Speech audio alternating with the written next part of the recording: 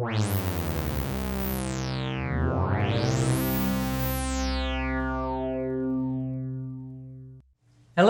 my name is Joseph Akins. Welcome to episode 1 of How This Patch Was Made.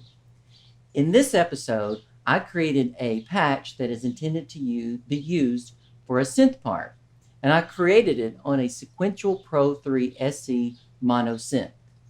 What I'm going to do is play the patch for you and then describe step by step how it was made. But first, here is a word from our sponsors.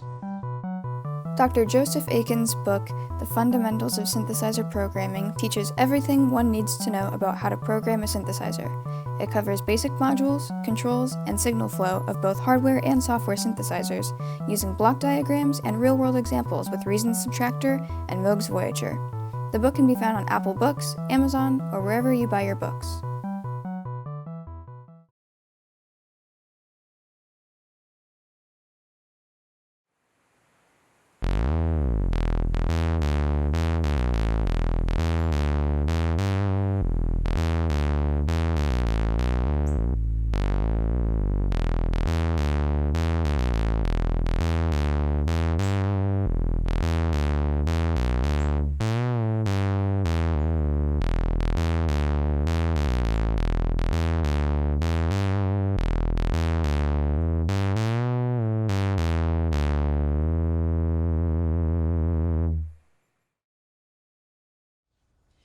Okay, now I'm going to describe how this patch was made.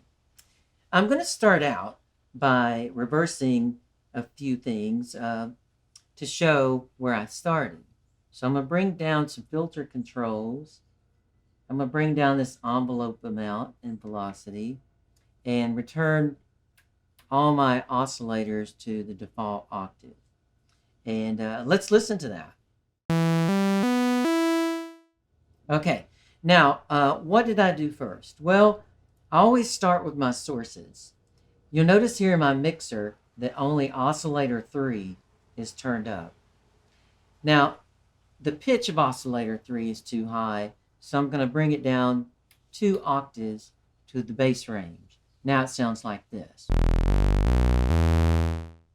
So that's the perfect range for a bass part. Now, for the waveform, I chose what's called Fat Saw. That's number 16. This third oscillator is a digital oscillator, a wavetable oscillator, and I chose one that's called Fat Saw. So that's my source. Now let's skip on over here to my amp envelope. I have a fast attack, a fast decay, and a high sustain, and then I've got my release up just a little bit. If I brought my release all the way down, it sounds like this. So by adding a little release, I get a little more release. Okay, the next thing I wanted to do is use the filter envelope above that to modulate the cutoff frequency. So the first thing I do is bring up the amount. Let's listen to that.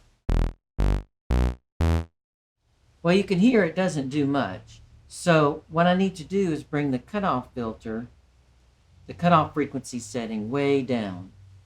And let's hear that. Okay, you can start to hear a little bit of change. Notice if I bring the amount down in the envelope, this is what we hear. Nothing, right? Okay, nothing is wrong with your speakers. Okay, now I'm going to bring the amount back up and play again. And the reason we can hear the oscillator is because this filter envelope is moving this cutoff frequency. By the way, I have a low pass filter. I chose the 4-pole, which is 24 dB per octave, low pass filter. Now I'm going to increase the resonance a little bit to change the sound. I'm going to emphasize that cutoff frequency as it's modulated. So you can hear a difference in the resonance. I'll bump it up even more. Now I'm going to bring it back down. Okay, so we've got the oscillator, filter, amplifier. Another thing I did is I turned on the velocity for the filter envelope. So the harder I hit the key, the more this amount goes up. Let me show you.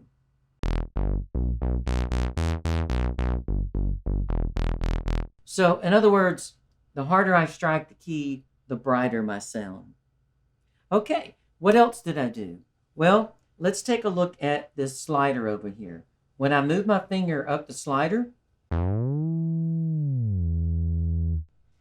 the pitch goes up an octave. And the way I did that is over here with the modulation matrix. You'll notice that in the first slide, I assigned the slider to the oscillator all chorus. In other words, the pitch of the oscillator. And I set the amount to 1 octave. The next thing in the modulation matrix is my mod wheel. And I assigned it to the LFO I amount. Let's listen to that.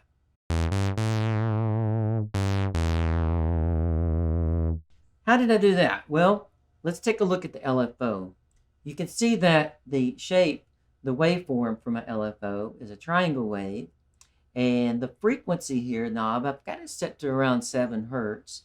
And the destination of my LFO is pitch. So the LFO is modulating pitch of my third oscillator. I have my amount set to 0 because my mod wheel is going to increase the amount. So again, this is what it sounds like. Okay, the other thing is pitch bend. The pitch bend wheel is set to go up a whole step and down a whole step, like this. Oh, and I almost forgot to mention aftertouch. If we go back to the modulation matrix, you can see that the third row is pressure, and it too is assigned to LFO I amount. So I can do vibrato by adding pressure. There is one more thing I would like to mention before I finish describing this patch. I'm using a single trigger. So if we go in here, I have a choice between single trigger and multi-trigger, which is also called re-trigger. What that means is every time I press a key, this envelope here is triggered, no matter how I play.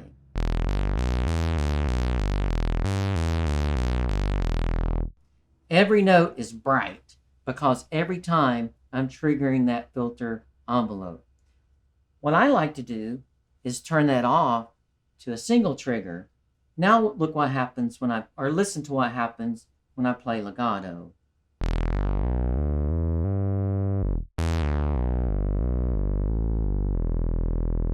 So as long as I play legato, my sound is going to stay dark and it's not going to get attacked or be bright with every key press. And there you go. No effects for this patch. That's it. That's what I did to create this patch. And let me just play another bit for you.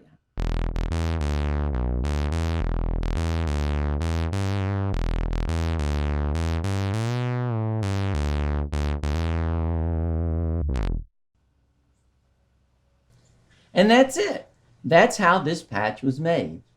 I hope you enjoyed it, and I hope you check out some other episodes in this series. So long.